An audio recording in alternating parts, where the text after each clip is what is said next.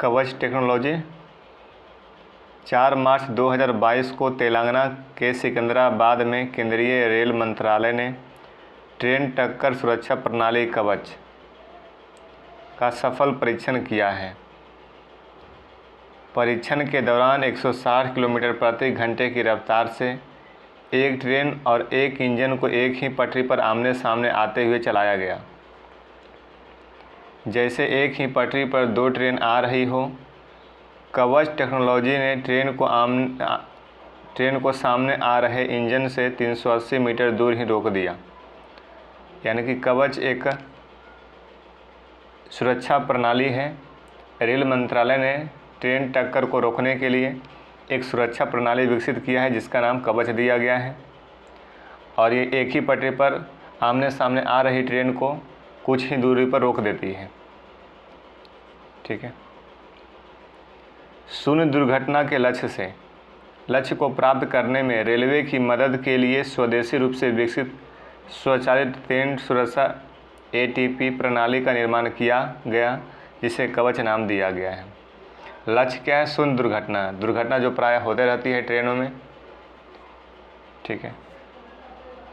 कवच को इस तरह से बनाया गया है कि यह उस स्थिति में भी ट्रेन को ऑटोमेटिक रूप से रोक देगा जब उससे निर्धारित दूरी के भीतर उसी लाइन पर दूसरी ट्रेन होने की जानकारी मिलेगी।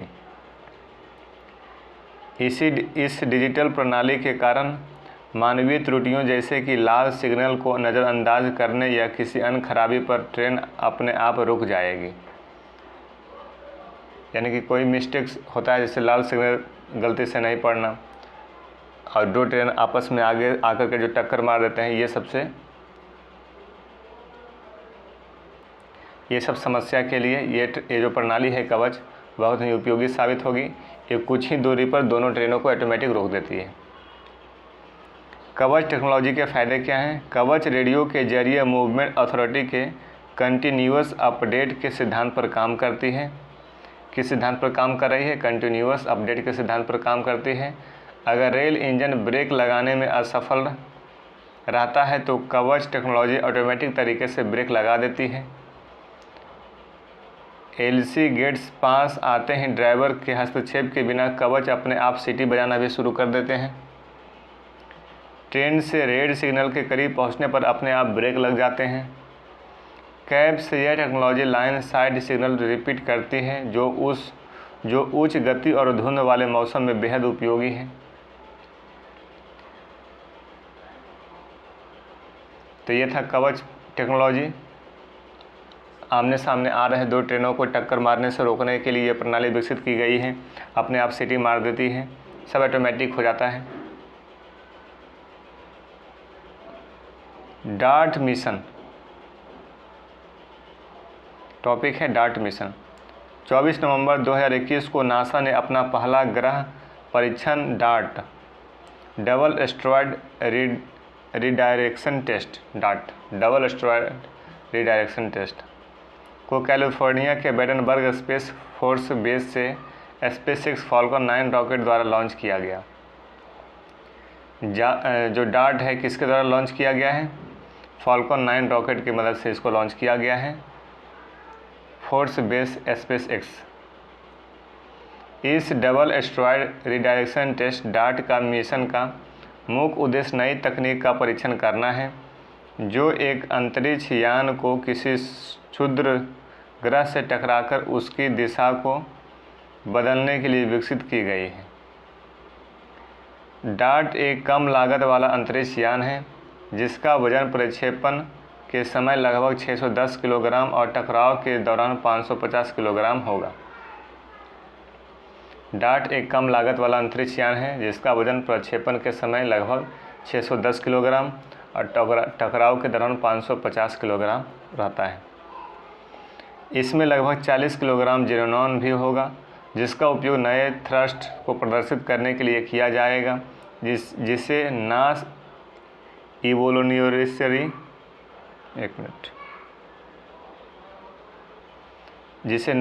इवोल्यूशनरी ज़ीनॉन थ्रस्टर कमर्शियल कहा जाता है। ठीक है। इस अंतरिक्ष यान में एक उच्च रिजोल्यूशन इमेजर लगाया गया है जिसे Didymos reconnaissance and asteroid camera for optical navigation कहा जाता है।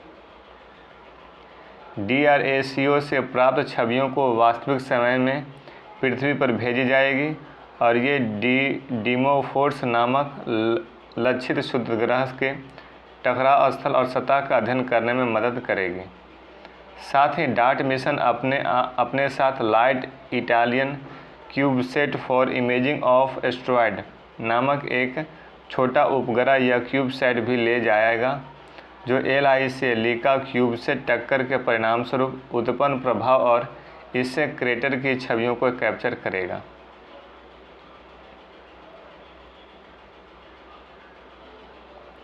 भारत की पहली शाकनाशी सहिष्णु और गैर जिप्सम चावल की किस्म विकसित।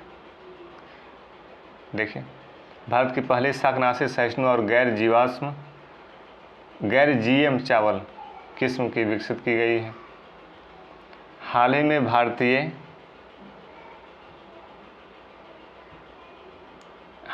भारतीय कृषि अनुसंधान संस्थान ने देश की पहले गैर GM हर्बिसाइड टोलरेंट चावल की किस्में पूसा बासमती 1979 और पूसा बासमती 1985 विकसित की है। ये हर्बिसाइड टोलरेंट चावल है, पूसा बासमती 1979 और पूसा बासमती 1985 विकसित किया गया, जिन्हें पारंपरिक रोपाई की तुलना में सीधे बोया जा सकता है। पूसा बासमती 1979 और पूसा बासमती 1985 में एक उत्परिवर्तित एसीटोलैक्टेट सिंथेज जीन होता है, जिसमें किसानों को खरपतवारों को नियंत्रित करने के लिए एक व्यापक स्पेक्ट्रम शाकनाशी का छिड़काव करना संभव हो जाता है। इससे नर्सरी तैयार करने की आवश्यकता समाप्त हो जाती है, जहां धान के बीजों को पहले युवा पौधों में उगाया जाता है, फिर उसे मुख्य खेत में 25 से 35 दिन के बाद लगाया जाता है। हालांकि इस नई बासमती किस्मों में एक उत्परिवर्तित एसीटोलैक्टेट सिंथेज जीन मौजूद होता है, जिसका DNA एक रासायनिक उत्परिवर्तित एथिल मीथेन सल्फोनेट का उपयोग करके बदल दिया गया है। इससे पौधे हर्बिसाइड के अनुप्रयोग को टोलरेट कर सकते हैं और इस प्रकार हर्बिसाइड केवल खरपतवार एवं आक्रामक पौधों के लिए विनाशकारी होगा। तो भारत की जो पहली शाकनाशी सहिष्णु गैर GM चावल की किस्म विकसित किया गया है, जिसका नाम है पूसा बासमती 1979 और पूसा बासमती 1985, जिसको एक ही बार में सीधे खेत में बोया जाता है। प्रायः जो समान चावल होते हैं उससे पहले तैयार करने के लिए एक उसको पौधा के रूप में परिवर्तित किया जाता है, उसके बाद फिर उसके एक दूसरे खेत में वो पौधे को रोपा जाता है। लेकिन इसमें क्या है, ये डायरेक्ट जहाँ बोएंगे एक ही बार बोया जाएगा, ठीक है। और जो भी हम लोग कीटनाशक का प्रयोग करेंगे तो उस पर कीटनाशक का प्रभाव इस पौधे पर नहीं पड़ेगा, इसलिए इसमें बताया गया है शाकनाशी सहिष्णु है और गैर GM चावल है, ठीक है। इसमें जो जीन मौजूद है एसीटोलैक्टेट सिंथेज जीन मौजूद है, ये ध्यान में रखिए। अगला है भारत में पहली लीगो परियोजना।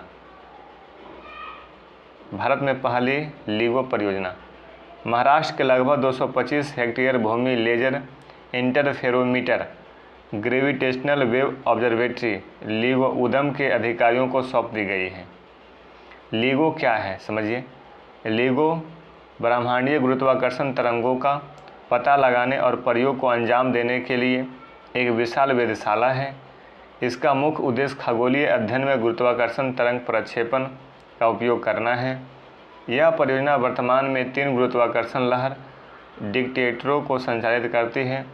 3 में 2 वाशिंगटन के हमफोर्ड में है, जबकि एक लुइसियाना के लिविंगस्टन में है। तो लीगो समझ गए। लीगो क्या है, एक ब्रह्मांडीय गुरुत्वाकर्षण तरंग का पता लगाने के लिए ये एक विशाल वेधशाला है। लीगो क्या है, एक विशाल वेधशाला है। इसका मुख्य उद्देश्य क्या है? खगोलीय अध्ययन, गुरुत्वाकर्षण, तरंग प्रक्षेपण का उपयोग करना। चलिए, इंडिया परियोजना LIGO। इंडिया परियोजना का प्रस्ताव हैनफर्ड से एक एडवांस्ड LIGO डिटेक्टर को भारत में लाने के उद्देश्य से किया गया था। यह परियोजना विज्ञान और प्रौद्योगिकी विभाग और परमाणु ऊर्जा विभाग द्वारा संचालित है। भारत में इस परियोजना को 3 भारतीय अनुसंधान संस्थानों द्वारा संयुक्त रूप से समन्वित और क्रियान्वित किया जाएगा, जिसे इंदौर में Raja Ramanna centre for advanced technology, RR CAT परमाणु ऊर्जा संगठन विभाग, गांधीनगर में institute for plasma research IPR और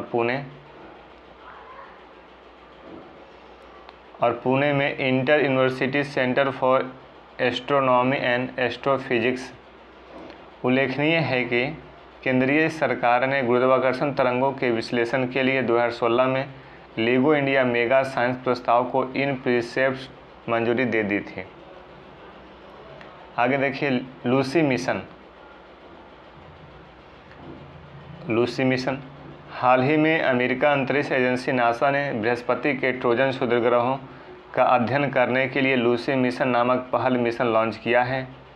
इस अंतरिक्ष यान को 16 अक्टूबर 2021 को cap Canaveral space force station Florida से लॉन्च किया गया है। ये जो लूसी मिशन है कहाँ से लॉन्च किया गया है? Cape Canaveral space force station Florida से इसको लॉन्च किया गया है 16 अक्टूबर 2021 को। और ये अमेरिका अंतरिक्ष एजेंसी नासा ने बृहस्पति के ट्रोजन क्षुद्रग्रहों का अध्ययन करने के लिए लूसी मिशन लॉन्च किया है।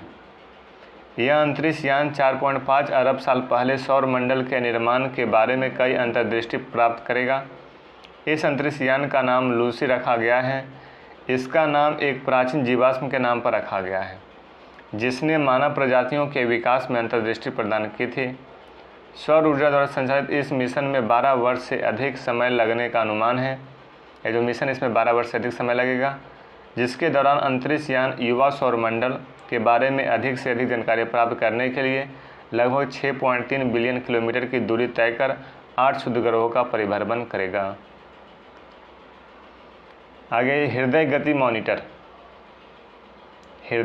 मॉनिटर।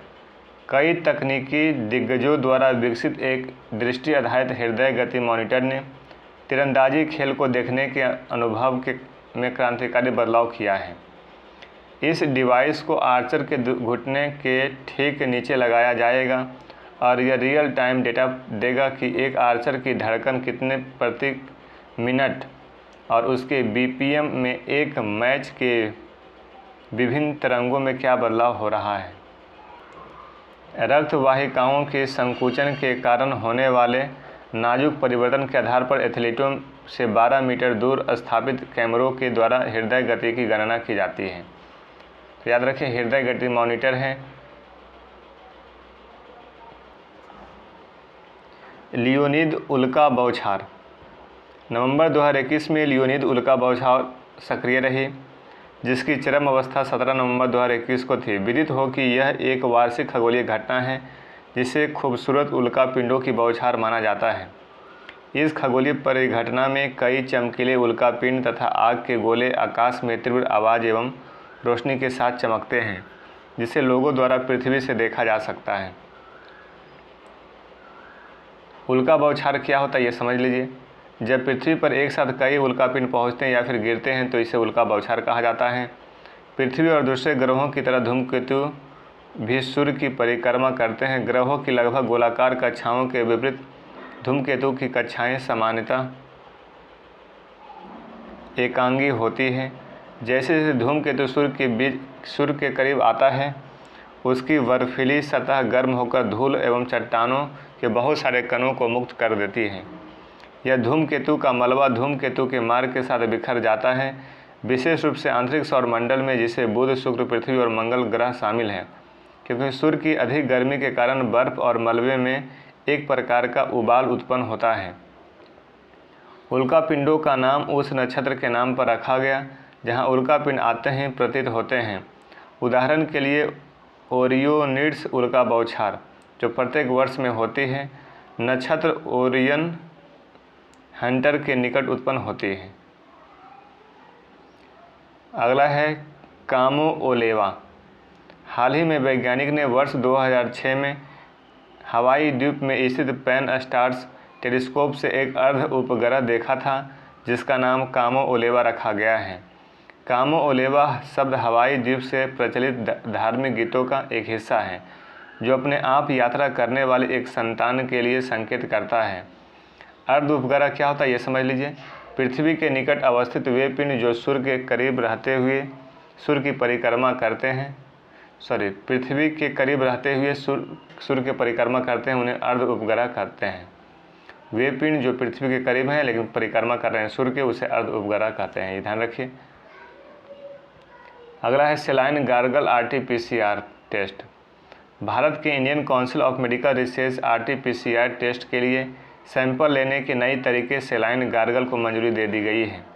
कोविड-19 की जांच के लिए RT-PCR टेस्ट के सैंपल लेने का यह तरीका बिल्कुल पेशेंट फ्रेंडली है।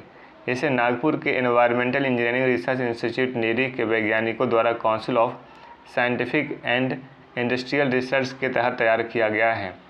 सेलाइन गार्गल RT-PCR टेस्ट की सबसे बड़ी खासियत है कि सैंपल लेने के लिए अब उनको किसी प्रशिक्षित व्यक्ति की ज़रूरत नहीं पड़ेगी। सैंपल लेते समय किसी भी तरह की तकलीफ नहीं होगी। इसके अलावा रिपोर्ट भी सिर्फ 3 घंटे में तैयार कर दिया जाएगा। इससे सैंपल देने के दौरान नाक व मुख में स्वाब डालने से होने वाले तकलीफ से आज़ादी मिल सकेगी। इस परीक्षण में सिर्फ गरारे के माध्यम से कोरोना का पता लगाया जाएगा। अगला है विश्व रेडियोग्राफी दिवस। प्रत्येक 8 नवंबर को विश्व रेडियोलॉजी दिवस मनाया जाता है। विदित हो कि विश्व रेडियोलॉजी दिवस 2021 की थीम इंटरनेशनल रेडियोलॉजी रोगी के लिए सक्रिय देखभाल, याद रखिएगा, इंटरनेशनल रेडियोलॉजी रोगी के लिए सक्रिय देखभाल ये थीम है। 8 नवंबर को विश्व रेडियोलॉजी दिवस मनाया जाता है। गौरतलब है कि 8 नवंबर 1895 को विल्हेम रोएट जेन द्वारा एक्सरे की खोज की गई, जिसके प्रतीक के रूप में वर्ष 2012 से प्रत्येक वर्ष 8 नवंबर को विश्व रेडियोलॉजी दिवस मनाया जाता है। अगला है ग्लोबल हैंड वॉशिंग डे 2021। 15 अक्टूबर को पूर्व राष्ट्रपति APJ अब्दुल कलाम के जन्म दिवस के अवसर पर विश्व भर में ग्लोबल हैंड वॉशिंग डे मनाया गया है। इसका उद्देश्य बीमारियों को रोकने और जीवन बचाने के लिए प्रभावी और किफ़ायती तरीके से साबुन से हाथ धोने के महत्व के बारे में जागरूकता बढ़ाना है। यह दिवस लोगों को साबुन से हाथ धोने के लिए प्रोत्साहित करने के लिए रचनात्मक तरीके अपनाने का एक अवसर है। इस दिवस की वर्ष 2021 की थीम है हमारा भविष्य हाथ में है, आइए एक साथ हाथ आगे बढ़ाएं। हमारा भविष्य हाथ में है, आइए एक साथ आगे बढ़ें। ठीक है, ये है। तो ये ग्लोबल हैंड वॉशिंग डे 15 अक्टूबर को पूर्व राष्ट्रपति APJ अब्दुल कलाम के जन्म दिवस पर मनाया जाता है। ठीक है, और इसका थीम देख लीजिए, 2021 का थीम क्या था, हमारा भविष्य हाथ में है, आइए एक साथ हाथ आगे बढ़ाएं। अगला है ओमिक्रॉन। हाल ही में विश्व स्वास्थ्य संगठन WHO ने दक्षिण अफ्रीका में पाए गए कोविड-19 वायरस के नए स्वरूप का नामकरण B.1.1.529 के रूप में दिया गया, याद रखिएगा, ओमिक्रॉन का नामकरण, जो पिछले वेरिएंट से ज़्यादा संक्रामक है और तेज़ी से फैल सकता है। दक्षिण अफ्रीका में ग्रीक वर्णमाला के अक्षर ओमिक्रॉन के नाम पर इसका नाम दिया गया है और इसे वेरिएंट ऑफ कंसर्न की श्रेणी में रखा गया है। वेरिएंट ऑफ कंसर्न की श्रेणी में है, इसका नामकरण B.1.1.529। इसी प्रकार से ओमिक्रॉन के बारे में जान लीजिए, यहाँ पे दिया है ओमिक्रॉन के बारे में। कोविड-19 का B.1.1.529 वेरिएंट 24 नवंबर 2021 को दक्षिण अफ्रीका में रिपोर्ट किया गया, जिसका पहला ज्ञात नमूना 9 नवंबर 2021 को एकत्रित किया गया था। उल्लेखनीय है कि वर्तमान में कोविड-19 के वेरिएंट ऑफ कंसर्न VOC में कौन कौन सा है, अल्फ़ा है, बीटा है, डेल्टा है, ओमिक्रॉन, ये सब वेरिएंट है और उसका वैज्ञानिक नाम भी दिया गया है। विदित हो कि कोविड-19 वायरस स्वयं को ऑटो इम्यून सिस्टम से बचने के लिए अपना रूप बदल लेता है। वेरिएंट ऑफ कंसर्न का मतलब क्या होता है? वेरिएंट ऑफ कंसर्न विषाणु में वृद्धि या नैदानिक रोग प्रस्तुति में परिवर्तन है जो सार्वजनिक स्वास्थ्य और सामाजिक उपायों और निदानों, टीके, चिकित्सा विज्ञान की प्रभावशीलता को कम कर देता है। नोरोवायरस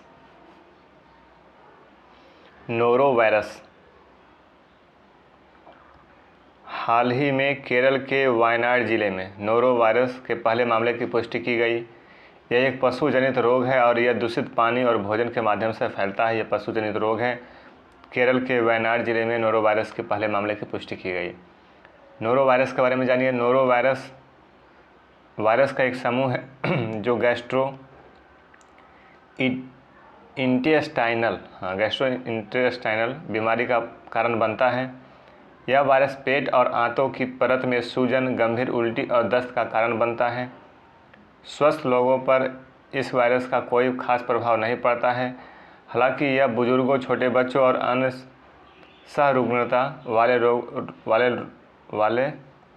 सहरूग्णता वाले लोगों को गंभीर रूप से प्रभावित कर सकता है। ठीक है।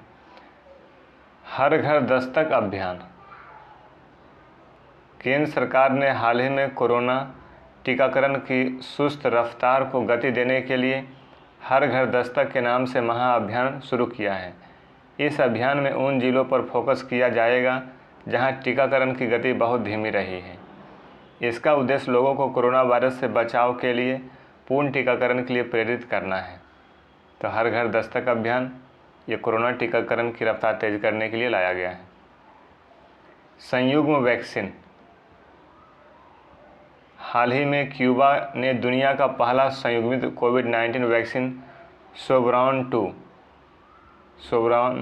2 विकसित किया गया है। ये संयुग्मित वैक्सीन है, ये क्यूबा ने तैयार किया है।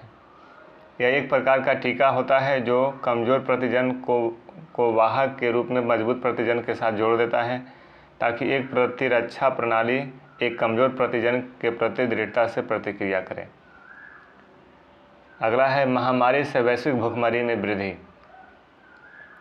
कोविड-19 महामारी के कारण उत्पन्न आर्थिक व्यवधानों व बढ़ते जलवायु संकट ने दुनिया के गरीब और भयावह खाद्य सुरक्षा को गहरा दिया है। विश्व खाद्य कार्यक्रम संयुक्त राष्ट्र की भूख विरोधी एजेंसी के विश्लेषण के अनुसार महामारी ने पहले 150 मिलियन की तुलना में 270 मिलियन लोगों को इस वर्ष भुखमरी का सामना करना पड़ सकता है। हाल ही में संयुक्त राष्ट्र द्वारा जारी the state of food security and nutrition in the world, ये याद रखिए, नामक एक रिपोर्ट के अनुसार भारत में मध्यम से गंभीर खाद्य सुरक्षा का प्रसार 2018-20 में लगभग 6.8%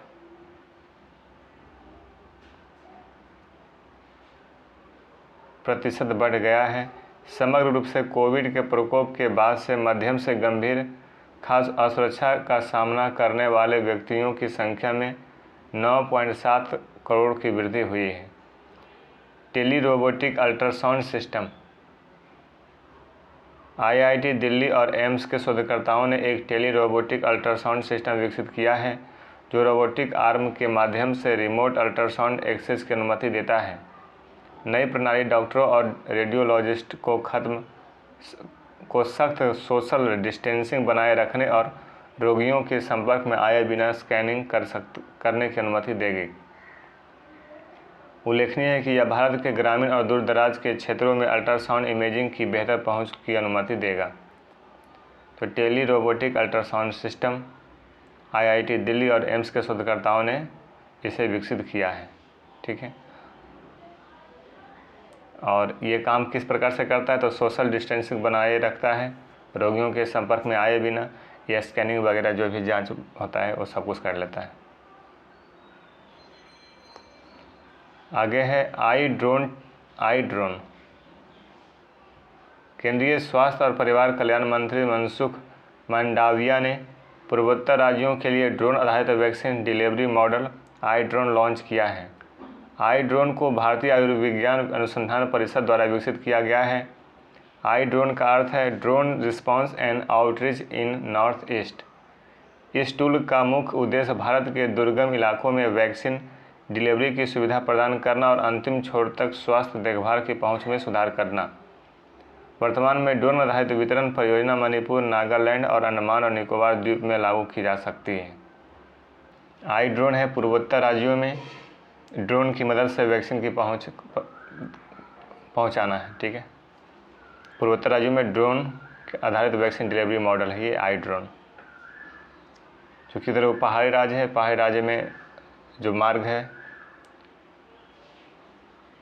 तो कुछ वैसे इलाके हैं जहां मार्ग अच्छे से नहीं पहुंच सके हैं, तो ड्रोन की मदद से वहां वैक्सीन को डिलीवर किया जा रहा है। तो यही मॉडल है आई ड्रोन। जाइकोव डी। हाल ही में drug controller general of India DCGI ने जायडस कैडिला द्वारा निर्मित वैक्सीन जाइकोव डी किसने बनाया जाइकोव डी को? जायडस कैडिला ने आपातकालीन उपयोग की मंजूरी दे दी है। विज्ञान और प्रौद्योगिकी मंत्रालय के अनुसार जाइकोव डी वैक्सीन कोविड-19 के लिए दुनिया की पहली और भारत की स्वदेशी रूप से विकसित DNA आधारित वैक्सीन है। जाइकोव डी जो है DNA आधारित वैक्सीन है और ये भारत की है, स्वदेशी रूप से ये विकसित किया गया है। यह 12 साल और उससे अधिक उम्र के बच्चों और वयस्कों को लगाया जाएगा। 12 साल से अधिक के लोगों को लगाया जाएगा। जायडस कैडिला ने इस वैक्सीन को मिशन कोविड सुरक्षा के तहत जैव प्रौद्योगिकी विभाग के साथ साझेदारी में विकसित किया है। इसे biotechnology industry research assistance council द्वारा लागू किया जाएगा। यह एक 3 खुराक वाला DNA प्लास्मिड आधारित कोविड-19 वैक्सीन है। जब इसे शरीर में इंजेक्ट किया जाता है तो यह SARS-CoV-2 वायरस के स्पाइक प्रोटीन का उत्पादन करता है और एक प्रतिरक्षा प्रतिक्रिया उत्पन्न करता है। इस प्रकार यह रोग और वायरल निकासी से सुरक्षा में महत्वपूर्ण भूमिका निभाता है। अगला टॉपिक है भारतीय अंतरिक्ष संघ। भारतीय अंतरिक्ष संघ को औपचारिक रूप से 11 नवंबर 2021 को प्रधानमंत्री मोदी ने लॉन्च किया। ये लॉन्च कब हुआ है? 11 नवंबर 2021 को। यह अंतरिक्ष और उपग्रह कंपनियों का प्रमुख उद्योग संघ है। यह अंतरिक्ष और उपग्रह जो कंपनी है उसके लिए एक संघ बनाया गया है जिसका नाम दिया गया है भारतीय अंतरिक्ष संघ। ठीक है, इंडियन स्पेस एसोसिएशन अंतरिक्ष और उपग्रह कंपनियों का प्रमुख उद्योग संघ है।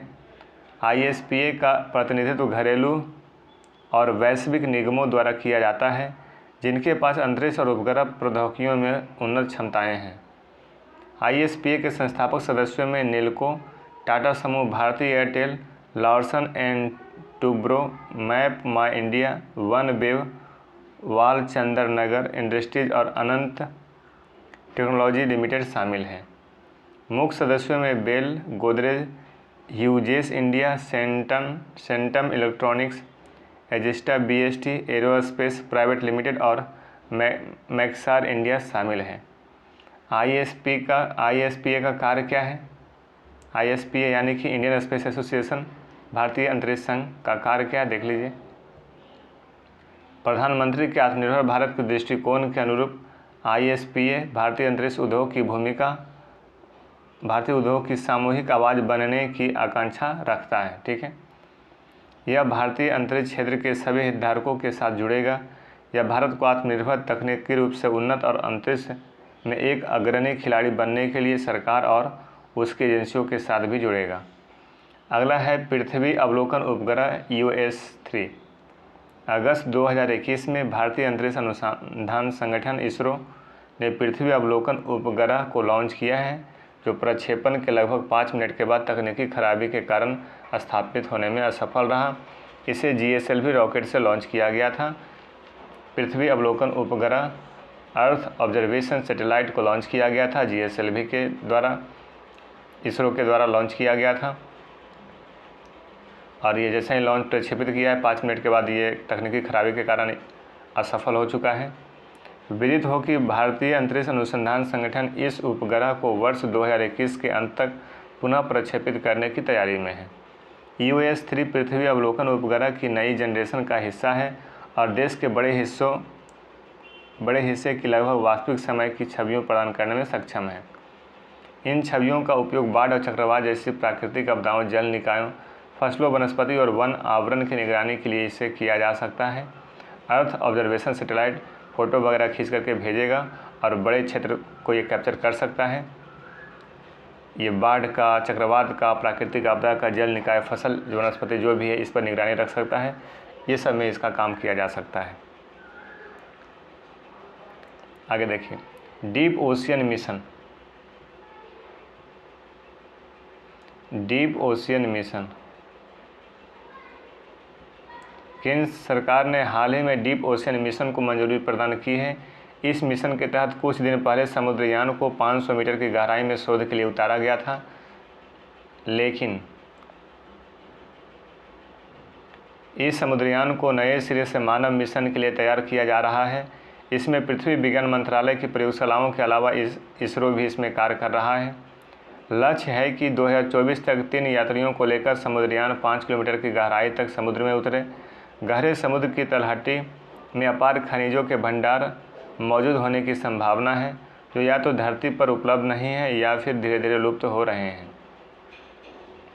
नेशनल इंस्टीट्यूट ऑफ ओशियन के निदेशक प्रोफेसर सुनील कुमार सिंह के अनुसार हिंद महासागर में 3 लाख वर्ग किलोमीटर क्षेत्र में गहन अध्ययन के बाद उन स्थानों की पहचान की गई है जहां बड़े पैमाने पर पॉलीमेटालिक सामग्री समुद्र की तलहटी में मौजूद है। इंटरनेशनल सीबेड अथॉरिटी ने 18,000 किलोमीटर वर्ग क्षेत्र में भारत को शोध कार्य की अनुमति दी है। इस क्षेत्र में 10 करोड़ मीट्रिक टन पॉलीमेटालिक सामग्री होने का अनुमान है। इसे प्रोसेस करके बड़ी मात्रा में कोबाल्ट, आयरन, मैग्नीज, कॉपर एवं निकल प्राप्त किया जा सकता है। कोबाल्ट की देश में भारी कमी है। तो है डीप ओशियन मिशन, यानी कि समुद्र के अंदर खनिजों का पता लगाना। 500 मीटर की गहराई में शोध के लिए उतारा गया था कुछ दिन पहले, और इस प्रकार से समुद्र के अंदर जा कर के खनिजों का पता लगाया जाएगा। 2024 तक 3 यात्रियों को भेजा जाएगा, 5 किलोमीटर की गहराई के अंदर भेजा जाएगा। ठीक है, चलिए अगला टॉपिक है 2023 में गगनयान का प्रक्षेपण। दिसंबर 2021 में विज्ञान एवं प्रौद्योगिकी मंत्रालय ने 2023 में गगनयान के प्रक्षेपण की घोषणा की है। यह भारत का प्रथम मानव अंतरिक्ष मिशन है। इसकी घोषणा वर्ष 2018 में की गई थी। इसे वर्ष 2022 में प्रक्षेपित किया जाना था, किंतु कोविड-19 वैश्विक महामारी के कारण इसके प्रक्षेपण में विलंब हो गया। गगनयान भारतीय अंतरिक्ष अनुसंधान संगठन इसरो का एक मिशन है। इस मिशन में 3 मिशन होंगे। इन तीनों मिशनों में 2 मानव रहित होगा, जो बिना मानव का रहेगा, और 1 मानव युक्त होगा, और 1 मिशन में मानव साथ में जाएगा। इस प्रक्षेपण के साथ अमेरिका, रूस और चीन के बाद मानव अंतरिक्ष उड़ान मिशन प्रारंभ करने वाला विश्व का चौथा देश बन जाएगा भारत। ठीक है, गगनयान के बारे में जान लीजिए। इसका उद्देश्य भारतीय प्रक्षेपण यान से विलंब को निम्न कक्षा LEO में भेजने और उन्हें सुरक्षित रूप से पृथ्वी पर वापस लाने की क्षमता प्रदर्शित करना है। यह 5 से 7 दिनों के लिए पृथ्वी से 300-400 किलोमीटर की ऊंचाई पर निम्न भूमि कक्षा में पृथ्वी की परिक्रमा करेगा। ऑर्बिटल मॉड्यूल में 1 महिला सहित 3 भारतीय अंतरिक्ष यात्री भी होंगे। पेलोड में शामिल रहेगा क्रू मॉडल। मानव को ले जाने वाला रहेगा क्रू मॉडल। मानव किस में जाएगा? तो क्रू मॉडल में जाएगा। सर्विस मॉडल 2 तरल प्रणोदक इंजनों द्वारा संचालित किया जाएगा। GSLV Mk3, जिसे LVM-3 लॉन्च व्हीकल मार्क 3 भी कहा जाता है, इन चरणों वाला भारी उत्थान प्रक्षेपण यान है। इसका उपयोग गगनयान को प्रक्षेपित करने के लिए किया जाएगा। अगला है मिशन आदित्य L1। वर्ष 2022 में प्रस्तावित देश के पहले सूर्य सैटेलाइट मिशन आदित्य L1 के लिए डेटा सेंटर बनाने का काम शुरू हो गया है। नैनीताल स्थित आर्यभट्ट प्रक्षेपण विज्ञान शोध संस्थान एरीज के वैज्ञानिकों की निगरानी में यह सेंटर हल्द्वानी में बनाया जा रहा है। सेंटर कहाँ बनाया जा रहा है? हल्द्वानी में। देश का पहला सूर्य सैटेलाइट मिशन है आदित्य L1। देश का पहला सूर्य सैटेलाइट मिशन है आदित्य L1। ठीक है, और आर्यभट्ट प्रक्षेपण विज्ञान शोध संस्थान के वैज्ञानिकों की निगरानी में यह सेंटर हल्द्वानी में बनाया जा रहा है। इसे सेंटर से ही सूर्य मिशन से प्राप्त डेटा को शोध के लिए देश के विभिन्न वैज्ञानिक संस्थानों के शोध विद्यार्थियों को दिया जाएगा। इसके लिए विशेष डेडिकेटेड वेबसाइट तैयार हो रही है। इसरो और एरीज के बीच इसके लिए पहले ही करार पत्र पर दस्तखत हो चुके हैं। इसके तहत देश के पहले सूर्य मिशन से प्राप्त डेटा को वैज्ञानिकों और शोध विद्यार्थियों तक पहुंचाने की जिम्मेदारी एरीज को दी गई है।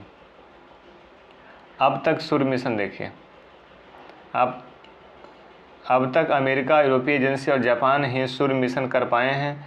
इसरो ने 2019 में सूर्य मिशन लॉन्च की तारीख रखी थी, लेकिन कोरोना सहित अन्य कारणों से यह कार्यक्रम रोकना पड़ गया था।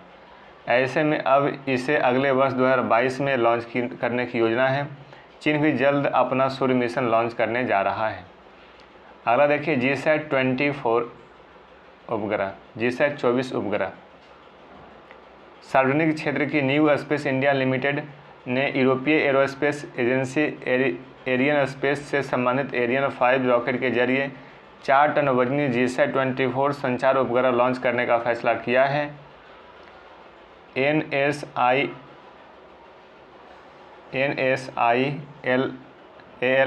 के अनुसार भारतीय अंतरिक्ष अनुसंधान संगठन इसरो द्वारा निर्मित 4 टन वर्ग के संचार KU बैंड उपग्रह जीसैट 24 को एरियन स्पेस द्वारा संचालित एरियन 5 रॉकेट का उपयोग करके कक्षा में स्थापित किया जाएगा। NSIL द्वारा पूरी तरह से वित्त पोषित जीसैट 24 उपग्रह 2022 की पहली तिमाही के दौरान लॉन्च होने की उम्मीद है। NSIL ने एक बयान में कहा कि जीसैट 24 संबंधी उपग्रह क्षमता उसके प्रतिबद्ध ग्राहक टाटा स्काई को उसकी DTH एप्लीकेशन ज़रूरतों को पूरा करने के लिए प्लीज पर दी जाएगी। जीसैट 24 सैटेलाइट का स्वामित्व और संचालन वाणिज्य आधार पर NSIL के पास होगा। अगला है जेम्स वेब टेलीस्कोप। 25 दिसंबर 2021 को नासा ने दुनिया का अब तक का सबसे ताकतवर और विशालतम टेलीस्कोप जेम्स वेब टेलीस्कोप बनाया है। इस दूरबीन की खासियत है कि आज से 13.5 अरब साल पहले हुए ब्रह्मांड के जन्म के दौर की तस्वीर भी खींचकर भेज सकेगा। यानी यह एक तरह का टाइम मशीन होगी जिससे हम खगोलीय अतीत में झांक सकेंगे। इसका सबसे बड़ा मकसद ब्रह्मांड में सबसे पहले अस्तित्व में आए तारे और आकाशगंगाओं की तस्वीर देना होगा। फ्रेंच गुयाना स्थित कोरू स्टेशन कहाँ स्थित है? फ्रेंच गुयाना में से यूरोपियन एरियन 5 रॉकेट के जरिए भेजे गए 6200 किलो वजनी इस टेलीस्कोप का नाम जेम्स वेब नासा के दूसरे प्रशासक व अपोलो चंद्रमा के निर्माता के नाम पर रखा गया है। यह हब्बल टेलीस्कोप का उत्तराधिकारी होगा जो 31 साल से अंतरिक्ष में है और अब उसका संचालन खत्म होने वाला है। इसका सेवाकाल 10 वर्ष का रहेगा। सेवाकाल, इसका नाम क्या है? जेम्स वेब टेलीस्कोप, जो हबल टेलीस्कोप का उत्तराधिकारी होगा। जेम्स वेब के जरिए ब्रह्मांड के उन हिस्सों का पता लगेगा जिन्हें पहले कभी नहीं देखा गया है। यह दूरस्थ ग्रहों के वातावरण की जांच कर वहां जीवन की मौजूदगी के संकेतकों को भी बताएगा। यह टेलीस्कोप विद्युत चुंबकीय स्पेक्ट्रम की उन इंफ्रारेड तरंगों को पकड़ने में सक्षम है जो अब तक किसी भी टेलीस्कोप में नहीं पकड़ी जा सकती है। आगे देखिए, XPE मिशन 9 दिसंबर 2021 को इमेजिंग एक्स-रे पोलरिमेट्री एक्सप्लोरर को space x falcon 9 launch vehicle से इसे नासा के केनेडी स्पेस सेंटर से लॉन्च किया गया है। नासा के केनेडी स्पेस सेंटर से लॉन्च किया गया है IXPE मिशन को। विदित हो कि यह नासा की अंतरिक्ष वेधशाला है। यह नासा की अंतरिक्ष वेधशाला है। इसमें 3 समान टेलीस्कोप हैं जो ब्रह्मांडीय एक्स किरणों की ध्रुवीकरण को मापती है। यह मिशन खगोलीय पिंडों का अध्ययन करता है। यह न्यूट्रॉन सितारों, black hole, Pulsar, magnets, supernova, अवशेष, क्वासर और सक्रिय परमाणु गांगेय नाभिक के चुंबकीय क्षेत्रों को मैप करता है। यह पहला उपग्रह मिशन है जो विभिन्न ब्रह्मांडीय स्रोतों से एक्सरे के ध्रुवीकरण को मापने के लिए समर्पित है। XPE मिशन को नासा के स्मॉल एक्सप्लोरर प्रोग्राम द्वारा विकसित किया गया था। इस मिशन की लागत 188 मिलियन अमेरिकी डॉलर है। इस मिशन का मुख्य लक्ष्य उच्च ऊर्जा खगोल भौतिकीय प्रक्रियाओं और उनके स्रोतों को समझना है। तो इस प्रकार से ये जो है आपका साइंस एंड टेक्नोलॉजी का सारा टॉपिक यहाँ पे लास्ट होता है। और अगला टॉपिक है पर्यावरण एवं जैव विविधता।